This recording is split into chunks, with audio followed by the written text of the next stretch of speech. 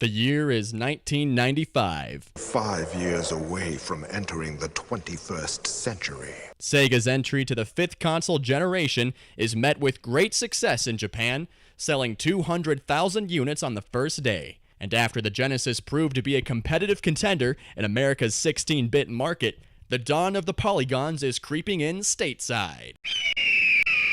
Sega attempted to tide over their fans with the 32X. Alright, babe.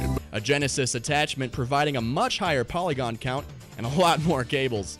But its short-lived time was about to end. Sega Saturn, the benchmark of engineering excellence. Many of the Saturn's early developers were already getting games for what Sega of America's CEO Tom Kalanske is calling Saturn Day, September 2nd. But at the E3 Electronic Expo, things would change. I did not want to do this, and I was ordered to, so I did. I had been allowed to make decisions pretty much independent of Sega Japan up until about this point. And I was ordered to introduce Saturn immediately. We had to get ahead of the other competitors with a 32-bit launch. We couldn't wait any longer, even though we didn't have enough or very many good games. On May 11th, 1995 at E3, with fewer than planned launch titles, the Sega Saturn had its surprise release, complete with a reported $50 million advertising campaign.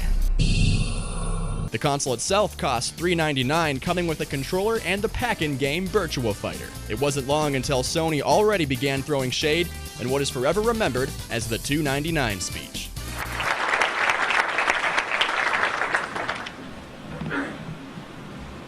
$299.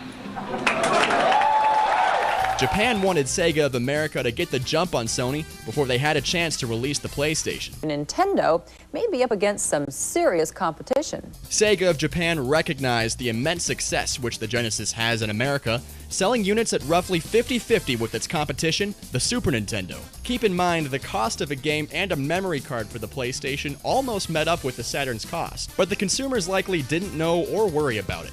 Those who want the cheaper option have the opportunity to wait. Stores across America reported hardware shortages for the Sega Saturn, having little to no preparation time before its surprise launch. It did anger retailers. I had a lot of friends at retail. I spent my whole life building retail relationships. And I remember a very close friend at KB was so mad at me. I think he's still mad at me today because we didn't have enough quantities either. Roughly 16 games, including Daytona USA, Astal, Panzer Dragoon, and Shinobi, were planned for Saturn Day, but only 8 games were ready for May 11th. It's PandaMonium! In the first episode of PandaMonium Reviews Every North American Saturn Game, we're going to take a look at Virtua Fighter. Yeah, I did say any games released on the same day will default to alphabetical order, but this is the pack-in title.